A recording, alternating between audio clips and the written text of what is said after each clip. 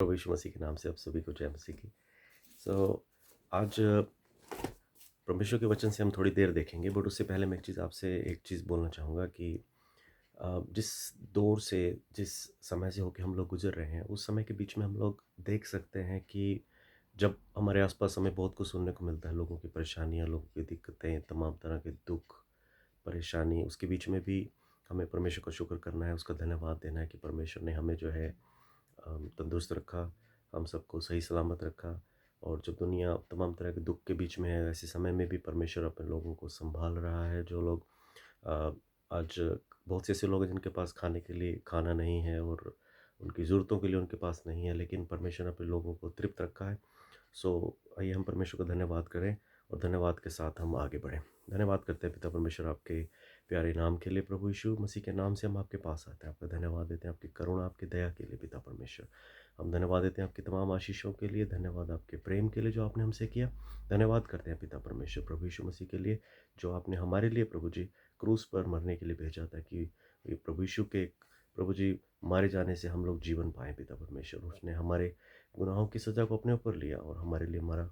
और धन्यवाद देते हैं कि तीसरे दिन जी उठकर पिता परमेश्वर, प्रभु परमेश्वर प्रभु यीशु मसीह के नाम से पिता परमेश्वर, उसने हमारे लिए उस कार्य को पूरा किया। हम मसीह यीशु के साथ प्रभु जी मारे गए, उसके साथ गाड़े गए और हम उसके साथ जी उठे और आज उसके साथ हम स्वर्गीय स्थानों में बैठे ही। तेरा वचन कहते हैं हम तेरा धन्यवाद देते हैं तमाम आशीषों के लिए। थोड़े समय तेरे वचन से देखते हैं, मदद कर सुनने वालों के मनों में पिता परमेश्वर तेरी आत्मा कार्य करे। सारी महिमा आप ही की है, आप ही को मिले, यीशु के नाम से आमीन। धन्यवाद देते हैं। थोड़े समय के लिए मैं एक वचन है जो परमेश्वर की आत्मा ने मुझे दिया और मैं आप लोगों के साथ बांटना चाहता हूँ, और वो वचन है यशायाह की पुस्तक उसका 9 अध्याय से। सो यशायाह की पुस्तक 9 अध्याय में अगर हम पढ़ते हैं तो हम देखते हैं उसके दूसरे पद से। जिनके पास बाइबल है मेरे साथ निकाल सकते हैं। यशायाह की पुस्तक 9 अध्याय उसका दूसरा पद, जिनके पास नहीं है इस समय कोई, मैं आप लोगों के लिए पढ़ रहा हूँ। जो लोग अंधियारे में चल रहे थे उन्होंने बड़ा उजियाला देखा, और जो लोग घोर अंधकार से भरे हुए मृत्यु के देश में रहते थे उन पर ज्योति चमकी। तूने जाति को बढ़ाया, तूने उसको बहुत आनंद दिया। वे तेरे सामने कटनी के समय का आनंद करते हैं और ऐसे मगन है जैसे लूट बांटने वालों के समय मगन रहते हैं, क्योंकि तूने उसकी गर्दन पर के भारी जुए और उसके बहंगे के बांस और उस पर अंधेर करने वालों की लाठी, इन सबों को ऐसा तोड़ दिया है जैसा मेघानियों के दिन में किया था। क्योंकि युद्ध में लड़ने वाले सिपाहियों के जूते और लहू में लथड़े हुए कपड़े सब आग का कोर हो जाएंगे। क्योंकि हमारे लिए एक बालक उत्पन्न हुआ, हमें एक पुत्र दिया गया है, और प्रभुता उसके कांधे पर होगी। उसका नाम अद्भुत युक्ति करने वाला, पराक्रमी परमेश्वर, अनंत काल का पिता और शांति का राजकुमार रखा जाएगा। उसकी प्रभुता सर्वदा बढ़ती रहेगी और उसकी शांति का अंत न होगा। इसलिए वह उसको दाऊद की राजगद्दी पर इस समय से लेकर सर्वदा के लिए न्याय और धर्म के द्वारा स्थिर किए हुए संभाले रहेगा। यहोवा, सेनाओं के यहोवा की धुन के द्वारा यह हो जाएगा। परमेश्वर आप सभी को ब्लेस करे इस वचन के द्वारा, जो परमेश्वर हमारे लिए अद्भुत कार्य करता है। यहाँ परमेश्वर के वचन में हम इस चीज़ को देखते हैं कि परमेश्वर का वचन बड़े साफ तरीके से कहता है कि जो लोग अंधियारे में चल रहे थे उन्होंने एक बड़ा उजियाला देखा। जो लोग घोर अंधकार से भरे हुए मृत्यु के देश में रहते थे उन पर ज्योति चमकी। तूने जाति को बढ़ाया, तूने उसको बहुत आनंद दिया। वे तेरे सामने कटनी के आनंद का सा समय का आनंद करते थे। देखिए, अगर हम अपनी परिस्थितियों के बारे में देखते हैं, अपने जीवन के बारे में देखते हैं, तो परमेश्वर का वचन बड़े साफ तरीके से हमसे कहता है कि परमेश्वर जो है वो अपने लोगों के दुख की चिंता करता है। देखिए, उस समय के बारे में सोचिए जब आप लोग दुख में थे, परेशानी में थे। हो सकता है आज भी इस समय में भी आप ऐसे किसी दुख का सामना कर रहे हैं जो आप ही जानते हैं। आपके जीवन का वो दुख, वो दर्द, वो परेशानी जिससे होकर आप गुजर रहे हैं, आप जानते हैं, आपका परमेश्वर जानता है। या हो सकता है कि आपके करीबी, आपके जो आपकी केयर करते हैं, जो आपका ख्याल रखते हैं, वो लोग भी आपके बारे में उस दुख को जानते होंगे। देखिए, हम दूसरे इंसान के दुख के बारे में जानते हैं, हम अपने दुख के बारे में जानते हैं।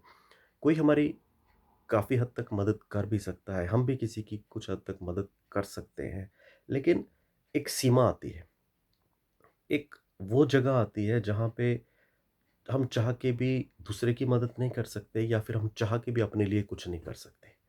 मतलब इंसान चाहे कितना भी धनवान क्यों ना हो, इंसान चाहे कितना भी पराक्रमी क्यों ना हो, इंसान चाहे कितना भी प्रभावशाली क्यों ना हो, लेकिन हर इंसान की एक एक सीमा है और हर चीज़ जो है उस सीमा में बंधी हुई है।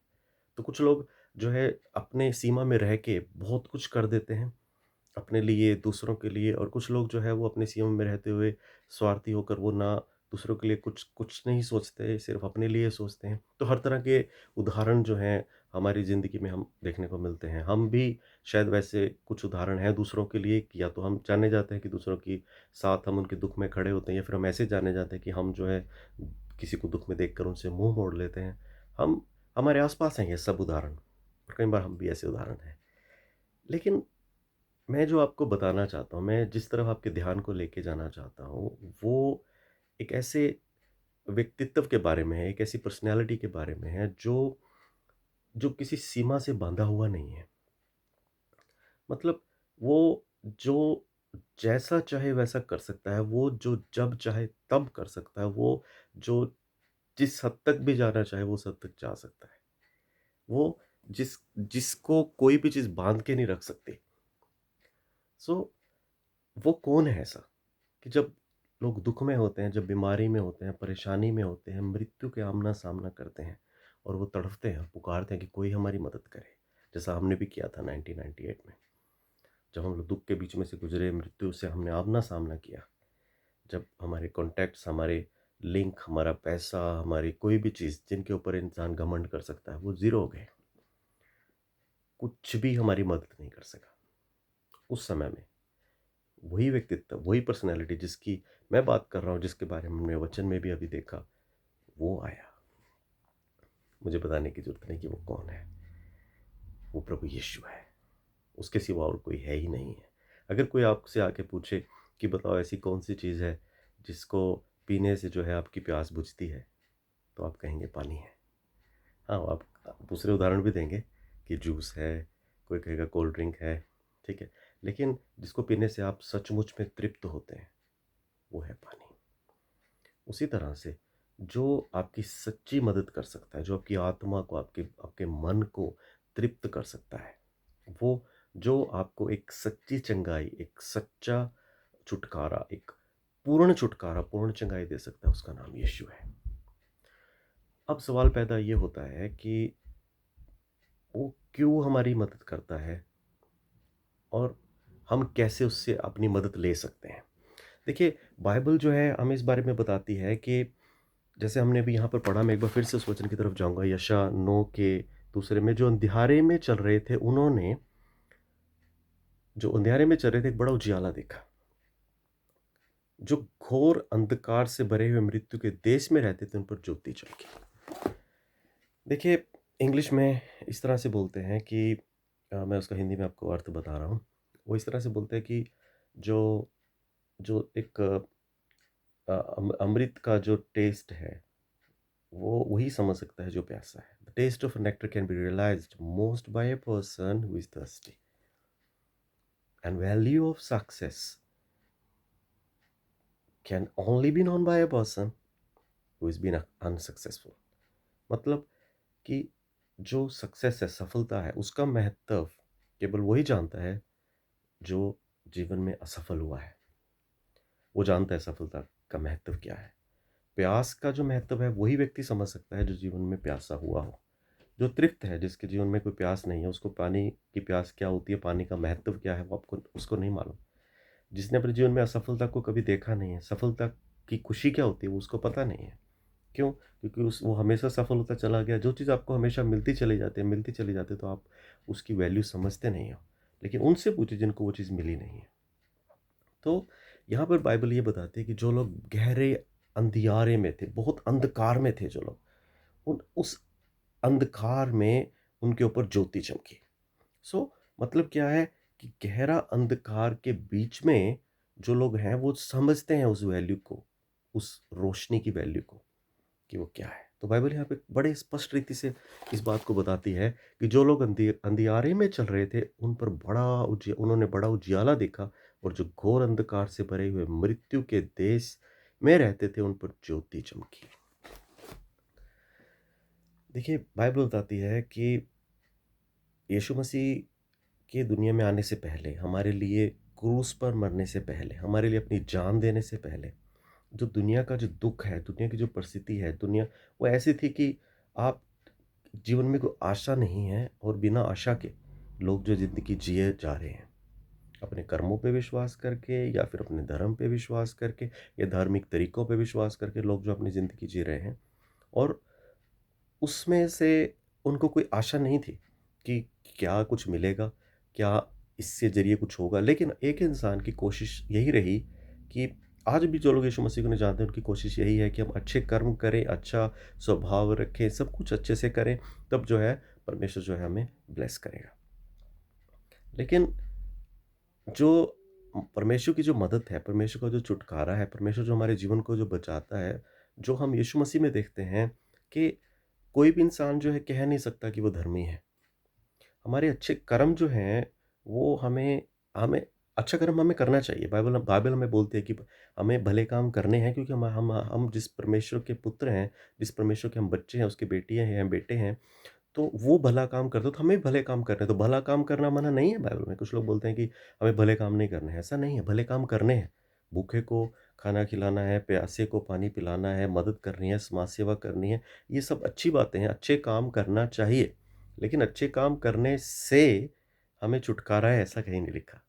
छुटकारा जो है हमें यीशु मसीह के लहू जो उसने क्रूस पर बहाया है, हमारे लिए जो उसने अपनी जान देकर हमारे पापों की सज़ा को अपने ऊपर लिया है और जब हम यीशु मसीह पे विश्वास करते हैं कि वो हमारे लिए क्रूस पर मारा गया, तो उसके मारे जाने से जो है, उस पे विश्वास करने से और उसको अंगीकार करने से बाइबल बताती है, जब हम अपने मुँह से अंगीकार करते हैं कि वो यीशु मसीह मेरे लिए क्रूस पर मरा और वो परमेश्वर का पुत्र है, वो मुर्दों में से जी उठा, वो फिर आने वाला है। जब हम ये अंगीकार करते हैं, तो हमने उद्धार पा लिया। तो लेकिन पहले जो लोग इस बात को नहीं जानते थे, जब यीशु मसीह दुनिया में नहीं आया, यीशु मसीह क्रूस पर अपनी जान दे के जी नहीं उठा, लोगों ने सुसमाचार नहीं सुना, तो लोग जो थे अपने धर्मों के कामों पे विश्वास करते थे। और अब आप अंदाज़ा लगाइए कि वो एक रास्ते पे चल रहे हैं, लेकिन उनको मालूम नहीं है कि उस रास्ते का एंड क्या है। आज भी बहुत से ऐसे लोग हैं, अगर आप मैं किसी धर्म का नाम नहीं लेना चाहता, बट आप बहुत से धर्मों में ऐसे लोगों को देख सकते हैं, जो इस तरह से बोलते हैं कि हम अच्छे काम तो कर रहे हैं, बट हमें मालूम नहीं है। उनसे पूछे, क्या तुम स्वर्ग जाओगे? तो वो ये बोलेंगे नहीं मालूम, वही जानता है, ऊपर वाला जानता है। तो फिर आप ये तो अच्छा काम कर रहे हो, ये सब इससे क्या मतलब? हम कोशिश कर रहे हैं, बट हम तो पापी हैं जी, हमने तो बहुत पाप किए हैं, ये इनसे क्या होगा? तो आपको पक्का नहीं है आप स्वर्ग जा रहे हो? नहीं, पक्का तो नहीं है। लेकिन मसीह यीशु में अगर आप जो मसीह यीशु पे विश्वास करते हैं, छोटे से बच्चे को भी आप अगर आप बुला के पूछते हो, आप उसको पूछते हो कि आज अगर हम दुनिया से जाते हैं, तो क्या तुझे विश्वास है कि तू परमेश्वर के पास जाएगा या नरक में जाएगा, कहाँ जाएगा? तो उसी तो बोलेगा, हम तो यीशु मसीह पे विश्वास करने वाले स्वर्ग में जाते हैं। ये है आशा। ये आशा कैसे मिलती है? विश्वास कहाँ से मिलता है? मसीह यीशु में। तो बाइबल बताती है कि जब इंसान दुःख के बीच में से होके गुज़र रहा था, घोर अंधकार के बीच में, मृत्यु के उस घोर अंधकार के बीच में था, जब उन पर ज्योति चमकी। याद कीजिए, आप हमारे जीवन का भी समय, आप सबके जीवन का समय, जब आप ऐसे गहरे अंधकार के बीच में से होके गुज़रे, जब दुःख चारों ओर था, आपके चारों ओर परेशानी थी, परीक्षा थी, आपको नहीं मालूम था करना क्या है, तब आपके ऊपर एक ज्योति चमकी। हमारे लिए एक पुत्र पैदा हुआ, यीशु मसीह। वचन में लिखा है कि हमारे लिए एक पुत्र दिया गया है। हमारे लिए परमेश्वर ने एक प्रोविज़न बनाया। परमेश्वर दुनिया में इंसान बन के उसने जन्म लिया, तो जो भी इंसान बन के जन्म लेता है, वो पुत्र है परमेश्वर का। कई लोग इसमें कन्फ्यूज़ होते हैं कि पिता, पुत्र, पवित्र आत्मा, क्या हमारे 3 परमेश्वर हैं? नहीं, हमारा एक ही परमेश्वर है, वो यीशु मसीह है। बट उसके रूप जो हैं 3 तरह से हमें दिखाए गए हैं। वो जो परमेश्वर जो अनादि काल से अनंत काल से बैठा है, स्वर्ग में परमेश्वर है। धरती पे जन्म लिया पुत्र के रूप में, उसको यीशु मसीह का नाम दिया गया, जो हमारे लिए मरा। और मरने के बाद वो जी उठा, परमेश्वर के पास वापस गया। उसकी जो आत्मा अब हमारे जब सब चारों तरफ है, तो जिस रूप में वो आज है, वो आत्मा में है, इसलिए हम उसको पवित्र आत्मा बोलते हैं। तो इसमें कन्फ्यूज़ होना नहीं। ये दूसरा टॉपिक है, मैं उस तरफ नहीं जाऊँगा अभी। मैं क्या कहना चाहता हूँ, परमेश्वर का वचन कहता है कि लोग अंधकार में से, दुःख में थे, उनको कुछ समझ नहीं आ रहा था। देखिए, कभी आप, मुझे नहीं मालूम अगर आपकी ज़िंदगी में ऐसा कोई समय आप लोगों ने देखा हो कि आप घर का लाइट चला गया है या आप ऐसी जगह पे हैं जहाँ पर बहुत ज़्यादा अंधेरा है और आपको कुछ समझ में नहीं आ रहा, आप डरे हैं, घबराए हुए हैं और आप कोशिश कर रहे हैं बट आपको कहीं से भी कुछ, ना तो आपके पास टॉर्च है, ना ही आपके पास मोबाइल में टॉर्च चल रही है, ना आपके पास मोबाइल जस्ट आप अज़्यूम करिए, मान लीजिए ऐसा कि कुछ भी नहीं है। तब अचानक से एक रोशनी की किरण आपको नज़र आती है, तो जो खुशी, जो आशा आपके अंदर जो आएगी, वो क्या होगी? अंदाज़ा लगाइए उस चीज़ का। ऐसी ही खुशी, ऐसी ही आशा उन लोगों के लिए अंदाज़ा लगाइए जो लोग दुःख में हैं, परीक्षा में हैं, दुःख के अंधकार में हैं। बीमारी के, परेशानी के, दुष्टात्मा के, शैतान के, नशे के, किसी भी तरह के कर्ज़े के, या ऐसे कोई बहुत बड़ा अंधेरा जो लोगों को दबाए हुए है, उनको कुछ रोशनी नज़र नहीं आ रही, कोई आशा, कोई होप नज़र नहीं आ रही। और ऐसे में अगर आके कोई उनको कहे कि यीशु तेरे लिए सब कुछ कर सकता है, तो क्या आशा उनके मन में आएगी? औरों का नहीं मालूम, मुझे अपना मालूम है कि जब हम दुःख में थे, बहुत परेशानी में थे, बहुत ज़्यादा मुश्किल में थे, तब किसी ने हमें कहा, जब हमने क्रूस देखा, क्रूस देखने के बाद हम चर्च में गए तो उन्होंने कहा कि जो है यीशु मसीह तुम्हें ठीक कर सकता है, इसलिए वो अपना क्रूस तुम्हें दिखा रहा है। तुम्हारे अंदर जो आशा आई, वो जो हमने जो चमक देखी, वो जो रोशनी हमने देखी कि ओह! हमारे लिए भी कुछ हो सकता है। क्यों? क्योंकि हम तो अंधकार में थे, हमें तो कुछ नज़र नहीं आ रहा था कि हमारे लिए कोई कुछ कर पाएगा, कि हम कभी इस अंधकार से बाहर आ पाएँगे। तो यीशु मसीह जो है वो ज्योति बन के, वो रोशनी बन के, वो उजियाला बन के हमारे जीवन में आया, और आज हम उसकी गवाही हैं। आप उसकी गवाही हैं। आपके आस-पास बहुत से ऐसे लोग हैं जो उसकी गवाही हैं। अब एक सवाल पैदा होता है कि यीशु मसीह ने क्रूस के ऊपर हमारे लिए अपनी जान दे दी। यीशु मसीह में यीशु मसीह मरा, मर के जी उठा, और यीशु मसीह बादलों में उठा लिया गया। फिर यीशु ने कहा मैं वापस आऊँगा। जो लोग मुझ पे विश्वास करते हैं, जहाँ मैं हूँ, वहाँ वो मेरे साथ रहेंगे। तो जब वो लेने आएगा यीशु मसीह, हम जो उस पे विश्वास करते हैं उसके साथ बादलों में उठा लिए जाएँगे, फिर हम उसके साथ रहेंगे। आज आज भी लोगों के जीवन में दुःख है, बीमारी है, परेशानी है, परीक्षा है। ऐसा क्यों है? आज भी बहुत से ऐसे लोग हैं हम मसीह की बात करता हूँ आज, कि मसीह में आने के बाद भी हो सकता है कि आप कई साल हो गए, आपके जीवन में बहुत से दुःख हैं, बहुत सी बीमारी है, बहुत सी परीक्षा है, बहुत सी परेशानी है। आप पूरी कोशिश कर चुके हो, आप उपवास करना है, आप उपवास कर चुके हो, आपने प्रार्थना करनी है, आपने प्रार्थना कर चुके हो, आपने दूसरों से अपने सिर पे हाथ रख के प्रार्थना करवानी है, वो भी कर चुके हो। जिसने कहा इधर जाओ, आप उधर भी गए, दूसरे ने कहा उस जगह जाओ, वहाँ भी गए, इसके अभिषेक से टूटेगा, आप वहाँ भी गए। आप जो जिसने बोला कि तेरे जीवन में तो श्राप है, तेरे जीवन में तो ये ऐसा कुछ वो आ गया है, कि जुआ है जो अभिषेक से टूटेगा, और अभिषेक के लिए तुम दूसरे उस अभिषेक के पास जाओ, इस अभिषेक के, आप सब कुछ कर चुके हैं। बट आज आपकी हालत वही है जो पहले थी। मैं ये नहीं कह रहा हर किसी की है, हो सकता है कुछ लोग ऐसे हैं जो आज भी वैसी ही हालत में हैं। तो सवाल ये पैदा होता है कि ऐसा क्यों है? क्या यीशु मसीह का वचन झूठा है? क्या बीमारी का, दुःख का, शैतान का जो जुआ है, उसका जो श्राप इतना मजबूत हो गया कि वो टूट नहीं रहा किसी प्रार्थना से? क्या कारण है? क्या कारण हो सकता है इसका? आप मुझे जवाब दीजिए। क्या परमेश्वर का वचन झूठा हो सकता है? कदापि नहीं। क्या यीशु मसीह हमारी प्रार्थना नहीं सुनता? सुनता है। तो फिर लोगों के दुःख दूर क्यों नहीं होते? कई लोगों के, बहुत से ऐसे लोग हैं। देखिए, मैं आपको एक सिंपल सा उदाहरण देता हूँ। जब हम लोग विश्वास में नए-नए आए थे, तो मुझे आज भी याद है कि हमने ऐसी-सी अद्भुत बातों के लिए प्रार्थना की जो अब मसीह में इतने साल बिताने के बाद हमें लगेगा कि हम क्या-क्या माँगते थे परमेश्वर से, बट परमेश्वर देता था, आज भी देता है। लेकिन उस लेवल की बात करता हूँ कि जैसे हम लोग जब रहने के लिए आए, तो हम किसी और शहर से थे, बट जब हम चर्च में प्रार्थना के लिए आए तो वो यमुनानगर शहर में आए हम लोग, और यमुनानगर में हम लोगों ने किराए के घर में रहना शुरू किया शुरू में, क्योंकि हमें वहाँ से प्रार्थना के लिए जाना था, तो हम वापस अपने घर से उस सिटी में आना दूर था।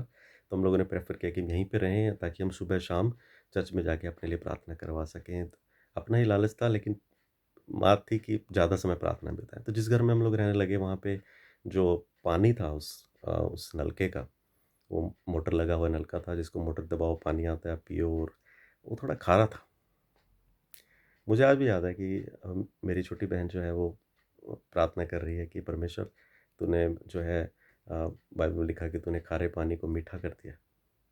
तो परमेश्वर यीशु मसीह के नाम से ये पानी जो है मीठा हो जाए। अब आप बिलीव करिए नहीं करिए, लेकिन ये सच है कि वो पानी उस प्रार्थना के बाद मीठा हो गया।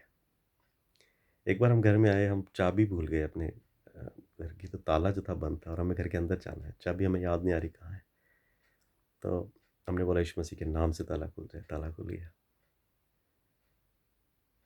आप लोगों की लाइफ में भी होंगे ऐसे बहुत से उदाहरण, जब आप सोचते होंगे कि अब मसीह में इतना समय बिताने के बाद सोचते होंगे मैं कैसी-कैसी बातें परमेश्वर से बोलते थे, माँगते थे, लेकिन परमेश्वर सब करता था। तो आज आज वो ताला क्यों नहीं खुलता? आज वो पानी मीठा क्यों नहीं होता?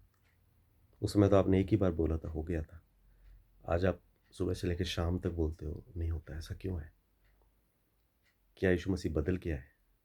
नहीं, उस समय क्या था? देखिए 2 बातें हैं यहाँ पे। पहली बात ये कि जब हम मसीह यीशु में हम नए-नए विश्वास में आते हैं, हमारा विश्वास जो है वो बिल्कुल प्योर होता है, बिल्कुल शुद्ध होता है, उसमें कोई मिलावट नहीं होती, उसमें किंतु-परंतु नहीं होता। उसमें ये नहीं होता कि परमेश्वर कुछ प्रार्थनाएँ सुनता है, परमेश्वर कुछ प्रार्थनाएँ सुनता नहीं है। नहीं, उस समय जब हम नए-नए थे, हमें तो इतना मालूम था यीशु मसीह के नाम से जो बाँधोगे वो बंधेगा और जो खोलोगे वो खुलेगा। बस, ताला खुल गया। खारा पानी मीठा हो गया। कोई किंतु नहीं, कोई परंतु नहीं। आज बुरा नहीं मानना बट हम सब बहुत इंटेलिजेंट हो गए हैं वचन में। हमें वचन का बहुत ज्ञान हो गया है आज। इसलिए हम सब ने क्या कर लिया, वचन वचन को अपने हिसाब से मोड़ लिया है। परमेश्वर की मर्ज़ी होगी, मिल जाएगा। परमेश्वर चाहेगा तो हमारी इस प्रार्थना को सुन लेगा। ये नहीं हुआ तो शायद इसमें परमेश्वर की मर्ज़ी नहीं। हम अपनी बुद्धि के साथ अपनी प्रार्थना के उत्तर को पहले से हम सेट कर चुके हैं कि अगर होगा तो हम क्या बोलेंगे और अगर नहीं होगा तो हम क्या बोलेंगे। मैं ये नहीं कहता कि हमें बातों को परमेश्वर के हाथ में छोड़ना नहीं चाहिए कि प्रभु तेरी मर्ज़ी है तो हो जाए। मैं उसके खिलाफ नहीं हूँ उन बातों के। कई बातें ऐसी जिसमें हमें परमेश्वर की मर्ज़ी पे छोड़ना पड़ता है कि प्रभु मैं तुझसे ये माँग रहा हूँ। यीशु मसीह ने भी बोला कि प्रभु मैं चाहता हूँ कि प्याला जो है टल जाए लेकिन अगर नहीं तो फिर मेरी नहीं तेरी मर्ज़ी पूरी हो। मैं उस प्रार्थना के खिलाफ नहीं बोल रहा। बट मेरे कहने का क्या मतलब है, कई बार हम जो है अपनी ज़िंदगी में कई ऐसी बातों के लिए बोलते हैं, माँगते हैं लेकिन हम पहले से जो है सोच चुके हैं, हमारी बुद्धि इस हम अंदर से जो हमारा विश्वास है वो नहीं है। हम प्रार्थना करके माँग ज़रूर रहे लेकिन अंदर हमारा जो विश्वास लेने वाला है वो नहीं है। उसके बदले में अंदर से एक आवाज़ आती है, पता नहीं ये होगा, नहीं होगा, नहीं भी होगा तो परमेश्वर की मर्ज़ी जैसे वैसा हो जाए।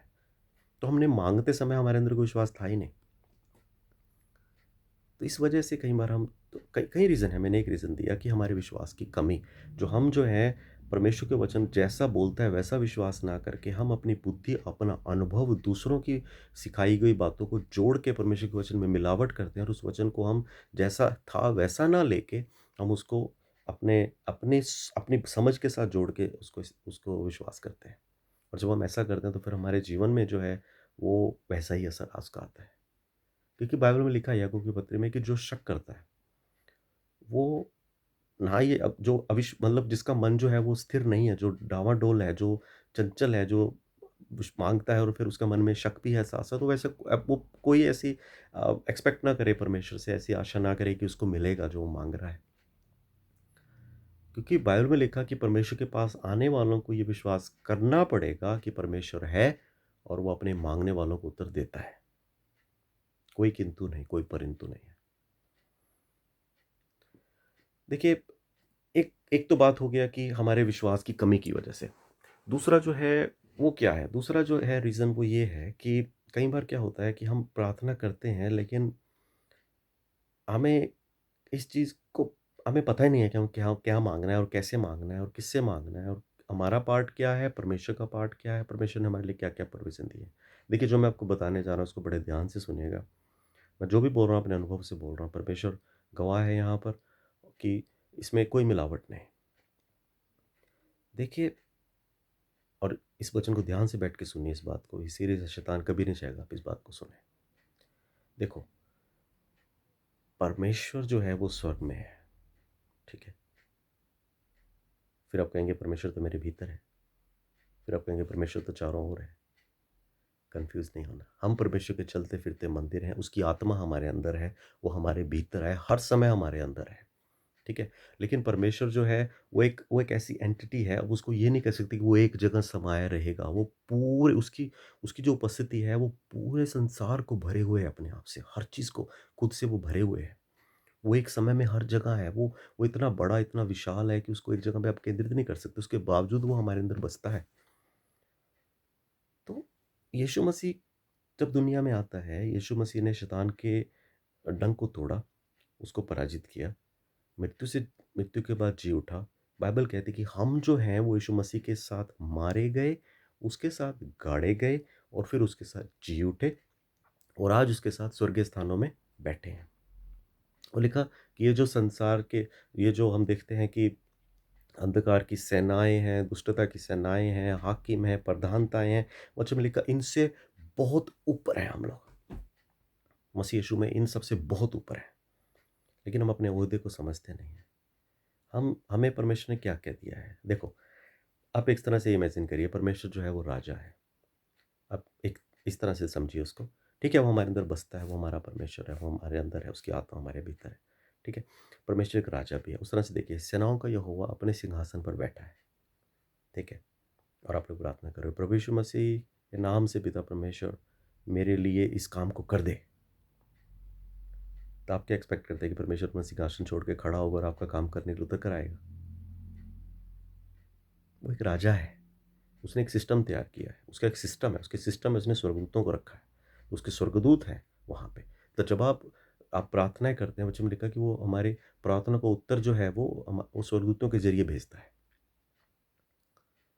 तो अब जब मसीह यीशु में हम लोग विश्वास करते हैं, बाइबल कहती है कि जितनों ने यीशु मसीह पे विश्वास किया, उन्हें परमेश्वर की संतान होने का हक मिला, अर्थात परमेश्वर की संतान होने का हक। मतलब क्या है इसका? कि हम परमेश्वर की संतान हो गए। अगर हम परमेश्वर की संतान हो गए और वचन में लिखा है कि जो मसीह यीशु है उसने क्या किया हमें? वो पहलौठा ठहरा और हम क्या ठहरे? उसने कहा कि हम उसने हमें भाई करके, बहन करके बुलाया और वो हम भाइयों में वो कौन है? पहलौठा है। तो हम क्या हुए? परमेश्वर की संतान हुए। तो यीशु मसीह हमारा क्या हुआ? भाइयों में बड़ा भाई। विश्वास करिए। वो आपका पिता, आपका भाई, आपका सब कुछ है। अब बात चल रही है एक ओहदे की, एक रिलेशनशिप की। अगर पिता परमेश्वर है, स्वर्ग में बैठा है, यीशु मसीह उसका पुत्र है, हम भी यीशु मसीह के साथ के ज़रिए परमेश्वर के पुत्र ठहरे, वो भाइयों में पहलौठा ठहरा, हम उसके भाई हैं। जो अधिकार यीशु मसीह को दिया, वही अधिकार यीशु मसीह ने हमें दिया। और अब जिस जिस अधिकार से हमें हमें अब हमें जो है हर बात के लिए ये खड़े होके नहीं बोलना कि परमेश्वर मेरे लिए ये कर दे, परमेश्वर मेरे लिए वो कर दे, परमेश्वर मेरे लिए ये, परमेश्वर का काम मैंने तुम्हें अधिकार दिया, यूज़ करो। मृत्यु के ऊपर, बीमारी के ऊपर यीशु मसीह ने कहा पूरे जो अधिकार हैं वो मुझे दिया गया और मैं तुम्हें देता हूँ, इसलिए जाओ। अब क्या करना है? हमें प्रार्थना करनी है, ऑफ कोर्स प्रार्थना करनी है। प्रार्थना यीशु मसीह ने भी हमें करनी सिखाई कि हमें परमेश्वर का धन्यवाद देना है, उससे बातचीत करनी है। प्रार्थना जो है वो उससे बातचीत करना है। जब हम प्रार्थना करते हैं परमेश्वर के साथ उसकी उपस्थिति में बैठते हैं और बोलते हैं परमेश्वर तेरा धन्यवाद हो तेरे प्रेम के लिए, तेरे आदर के लिए, जो तूने मेरे जीवन में अपना आदर दिखाया, प्रेम दिखाया, तूने मुझे जो कुछ भी नहीं था मुझसे प्रेम किया, तेरा धन्यवाद। तेरा धन्यवाद, तू मुझसे प्रेम किया। धन्यवाद करते हैं पिता परमेश्वर, तू मेरे लिए सब कुछ पूरा किया है। धन्यवाद हो, उसका धन्यवाद करें, उससे बातचीत करें। ठीक है? और फिर आपका दूसरा रोल शुरू होता है। वो क्या है? यीशु मसीह के नाम से मैं हुक्म देता हूँ स्वर्गदूतों को कि जाओ मेरी इस चीज़ को ठीक करो, जाओ उस चीज़ को ठीक करो। अपने लिए है चाहे दूसरों के लिए है, स्वर्गदूतों को हुक्म दीजिए यीशु मसीह के नाम से। उनको बोलिए कि मैं यीशु मसीह के नाम से ये बोलता हूँ कि तुम्हें जाके ये चीज़ को फिक्स करो यीशु मसीह के नाम की महिमा के लिए। मेरी आपकी महिमा के लिए नहीं है, यीशु मसीह की महिमा के लिए। ठीक है? क्यों? क्योंकि वो कौन है? वो मिनिस्टरिंग स्पिरिट्स हैं।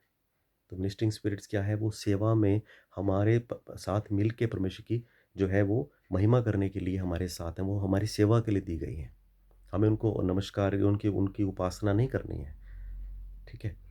और ना ही उनको हमारी उपासना करनी है। ठीक है? उपासना क्योंकि केवल एक है, वो है परमेश्वर, प्रभु यीशु मसीह। ठीक है? हमें क्या करना है? हमें प्रार्थना करनी है। जब हम प्रार्थना करते हैं, ज़्यादा से ज़्यादा समय परमेश्वर का धन्यवाद करने में, उसकी करुणा को याद करके उसका धन्यवाद करने में बिताएँ। और दूसरा पार्ट है प्रार्थना का, अपने अधिकार को इस्तेमाल करके दुष्ट को बाँधें, शैतान की ताकतों को बाँधें और स्वर्गदूतों को हम हुक्म दीजिए आपके लिए, दूसरों के लिए क्या-क्या ठीक करना है। और तब जब ये हो जाता है, तो वापिस आके परमेश्वर का धन्यवाद करें। परमेश्वर तेरा धन्यवाद हो, मैंने आपसे वो चीज़ माँगी थी, आपने ठीक कर दी। वचन में लिखा है, मेरे पास समय नहीं मैं सब वचन में उसमें जाऊँ, लेकिन वचन में आप देख सकते हैं इसमें लिखा है इस तरह से कि किसी भी बात की चिंता मत करो, लेकिन परंतु हर बात में तुम्हारे निमित्त धन्यवाद सही परमेश्वर की उपस्थिति में उपस्थित किए जाएँ। किसी बात की चिंता नहीं करना ऐसा वचन कहता है। तो आप क्या करें निवेदन जो है वो इंग्लिश में इस तरह से बोलते हैं कि तुम्हें जो है अपना जो तुम्हारे अपने जो भी तुम्हारा अनुरोध है, उस अनुरोध को लिखित में परमेश्वर के सामने उपस्थित करो। तो जो निवेदन है, उसको आपने क्या करना है, लिख के जो भी आपकी प्रार्थना निवेदन है, आप उसको लिखिए, लिख के परमेश्वर की उपस्थिति में रखिए। प्रभु मैं ये चाहता हूँ, अपने लिए, दूसरों के लिए मेरे ये न वो है और जो जो अधिकार आपने मुझे दी है, उस अधिकार का मैं इस्तेमाल करूँगा और इसके लिए मैं आपको धन्यवाद देता हूँ। आपकी उपस्थिति अपनी आत्मा से मुझे भर, ताकि मैं आपकी समझ में, आपकी बुद्धि में होके वो कर सकूँ जो आप चाहते हैं कि मैं करूँ, जिससे यीशु मसीह की महिमा हो। क्योंकि अगर आप परमेश्वर से बुद्धि नहीं माँगेंगे, आप उसकी आत्मा का बल नहीं माँगेंगे, तो आपको नहीं पता होगा आप अपने अधिकार को कैसे यूज़ करें। देखिए, मैं एक कंपनी में मैनेजर हूँ, ठीक है? मुझे मालूम है अगर मैं मैनेजर हूँ और मैं अपने अधिकार का इस्तेमाल नहीं करता हूँ, तो जो मेरी ही कंपनी में देखिए अलग-अलग रोल है, मैं ये नहीं कहता कि मैं सबसे बड़ा हूँ, नहीं। बट मेरे कहने का मतलब क्या है कि हर एक को ओहदा दिया गया है, हर किसी का एक काम है, हमें सबकी रिस्पेक्ट करनी है, जो हमारे से ऊपर हैं उनकी भी, जो हमारे से नीचे हैं उनकी भी, ठीक है? कोई किसी के नीचे ऊपर नहीं है, लेकिन ओहदे में, अधिकार में, आपकी रिस्पॉन्सिबिलिटीज़ में आपको जो-जो काम दिए गए हैं, उसके हिसाब से कोई आपसे ऊपर की ज़िम्मेवारी है, कोई आपके साथ मिल के काम करता है, कोई आपके आप जो ऑर्डर देते हैं उसको पूरा करता है, ठीक है? लेकिन अगर मुझे अपने अधिकार का पता नहीं है, तो क्या होगा?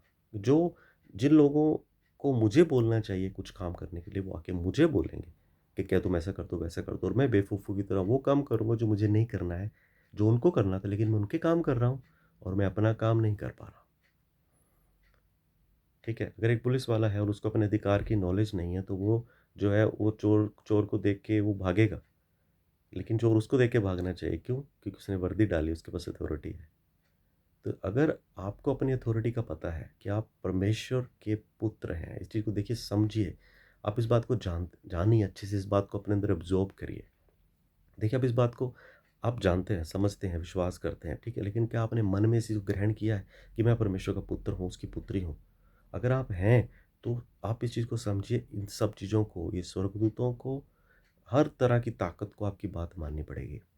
हर बीमारी को आपकी बात सुननी पड़ेगी, हर तरह के दुष्ट आत्मा को आपकी बात सुननी पड़ेगी, हर चीज़ को। लेकिन वो कब सुनेंगे? जब आप अपने आप को समझेंगे।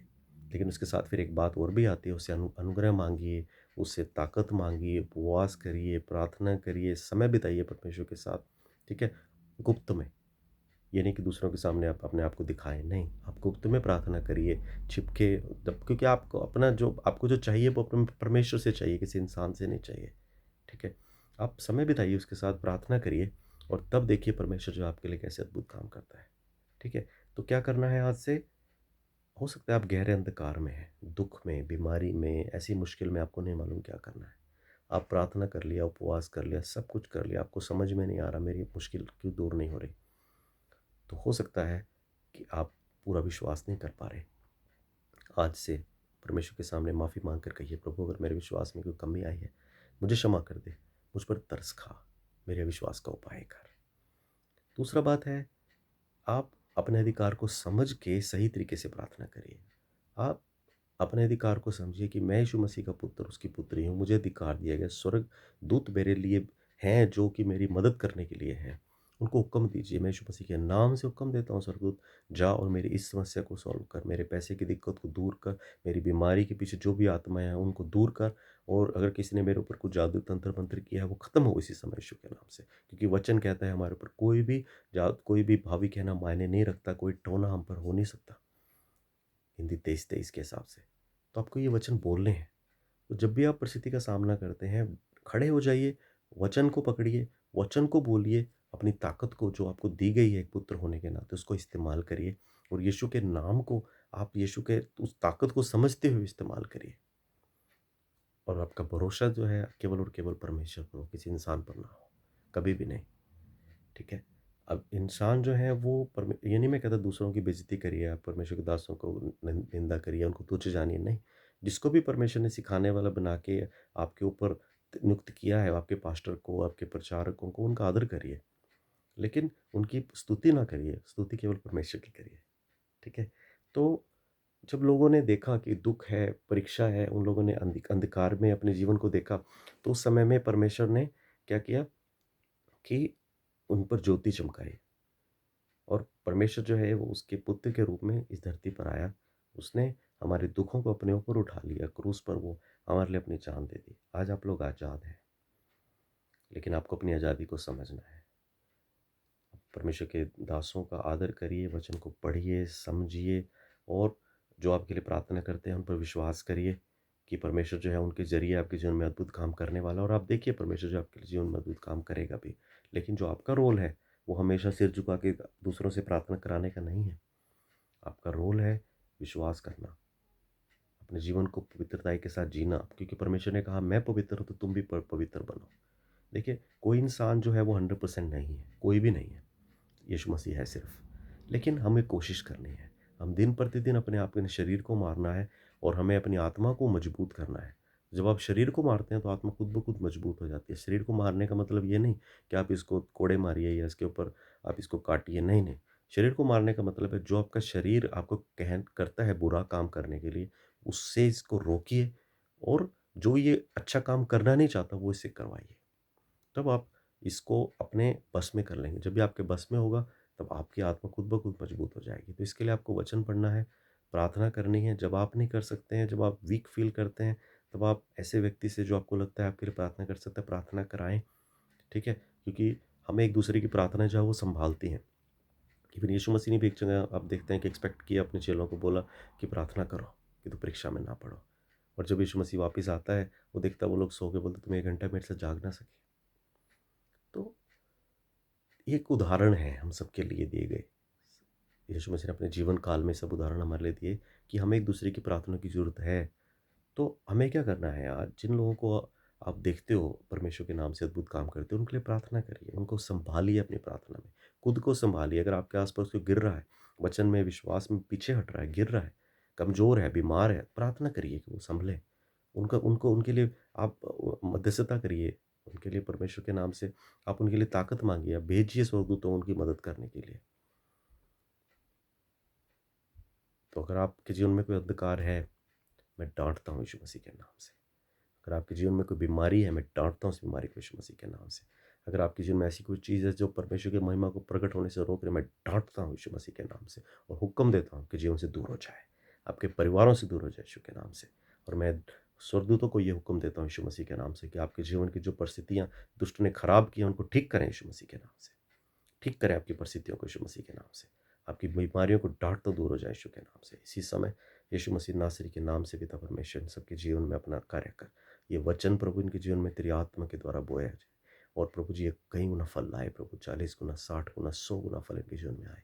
मदद कर, इनको ब्लेस कर, अपने में स्थिर कर। सारी महिमा आप ही की थी प्रभु, आप ही को देते हैं, हमेशा आप ही की रहेगी। धन्यवाद यीशु के नाम से, आमीन। परमेश्वर आप सभी को ब्लेस करे। जय मसीह की।